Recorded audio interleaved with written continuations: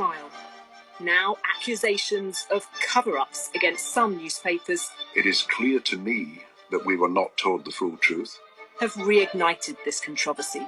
The Yard covered it up, giving some new drive in their fight for the truth.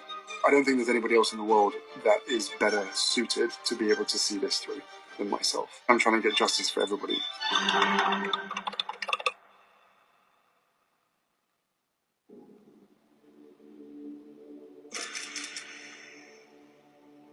Can you just describe what it is that you're looking at? A very young photograph of me from my school days, and a headline saying Harry's taking drugs, smoking dope with pals in the pub. What goes through your head when you see that now? I don't even know what to say anymore. Being that young and being under constant surveillance and distrusting everybody around you, yeah, it sucks.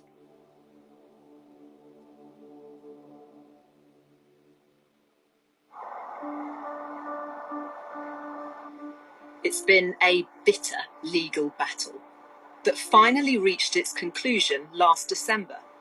Prince Harry's High Court case against Mirror Group newspapers. Today is a great day for truth, as well as accountability. The judge ruled that phone hacking and unlawful information gathering was habitual and widespread at the Mirror, the Sunday Mirror, and the People for more than a decade. This case is not just about hacking. It is about a systemic practice of unlawful and appalling behaviour. For both sides, it was the end of a punishing legal process, with one side claiming victory, the other seeking to draw a line under the saga. But it all might not have happened without the persistence and financial firepower of an aggrieved and angry prince. This is the first time Prince Harry has spoken about his win. Did you feel vindicated?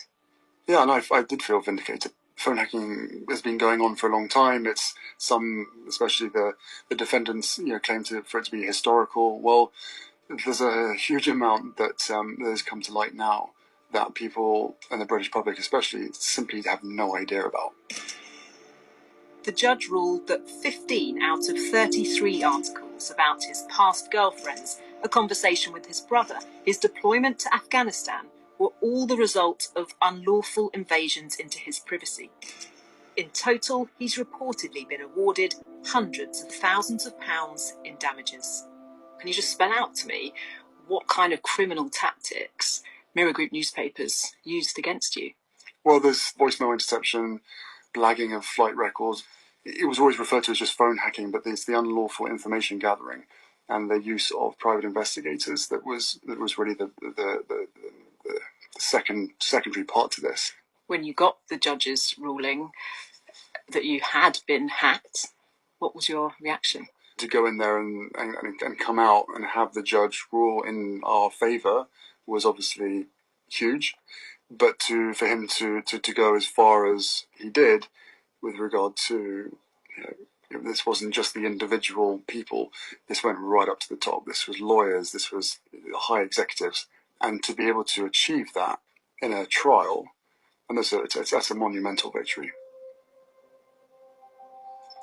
Nick Davies is the journalist who exposed the phone hacking scandal. The judgment that Mr. Justice Fancourt handed down is devastating. He identifies by name senior journalists across the Mirror Group titles. He identifies the chief executive of the Mirror Group at that time, the chief legal officer, and he says of all of them, you were on the wrong side of the line here. You knew this was going on. You failed to stop it. It's a really, really devastating judgment. Prince Harry's settled case against Mirror Group newspapers isn't the only lawsuit on the table. He's playing a pivotal part in two other live cases. First, against Rupert Murdoch's Newsroom newspapers, the publisher of The Sun.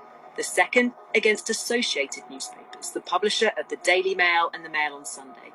A powerful news group who've been sucked into this storm for the first time.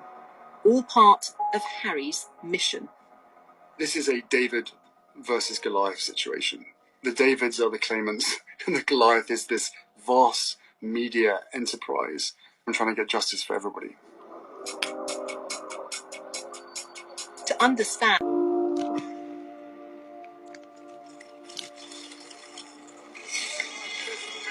Those days, the paparazzi was something else. I mean, something extraordinary.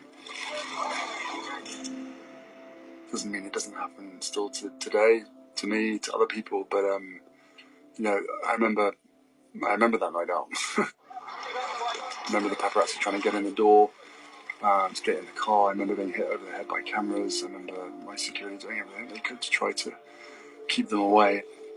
It felt like harassment. It felt horrible then, it feels horrible now. He was somewhat obsessive about celebrity news. There was no question that he knew what was going on, because he would ask them, you know, where did this story come from? And did you get the impression that this was just a technique used by Mirror Group newspapers? No. I mean, on one occasion, I remember great laughter in the newsroom. And so I asked what was going on. And this journalist he'd hacked into the voicemail of one of these Spice Girls. And he knew that one of his opposite numbers on the Sun was going to be hacking the same phone and would have picked up the same message, and he didn't want that journalist to hear the message, so he just deleted it. The Sun deny this. James lost his job on the City column after he was caught insider trading. Lawyers for the Mirror papers at the Leveson inquiry tried unsuccessfully to discredit him, suggesting these claims were his revenge. Some might accuse you of having an axe to grind because you lost your job at the Daily Mirror. That didn't really come into it. I mean, I see the Mirror now as a criminal enterprise. My column was part of that criminal enterprise. I accept that. I know that, you know, we needed to be reined in. And it's not often in your life that you get an opportunity to look back at what's just happened and reflect on it, and try to put things right. But James was a lone voice amidst a clamour of denials from Mirror Group bosses. By Almighty God, that the evidence I shall give. The truth, the whole truth, and nothing but the truth. Denials that two High Court judges presiding over civil cases against the papers have since found to be untrue. No reason or knowledge to believe it was going on. But did you see this sort of thing going on, Mr. Morgan? No. You sure about that? 100%. There is compelling evidence that the editors of each newspaper knew very well that voicemail interception was being used extensively and habitually, and that they were happy to take the benefits of it. I think the police need to investigate this, because we could have a situation where a number of important witnesses to a government-backed British taxpayer-funded inquiry have lied, and that's just simply unacceptable.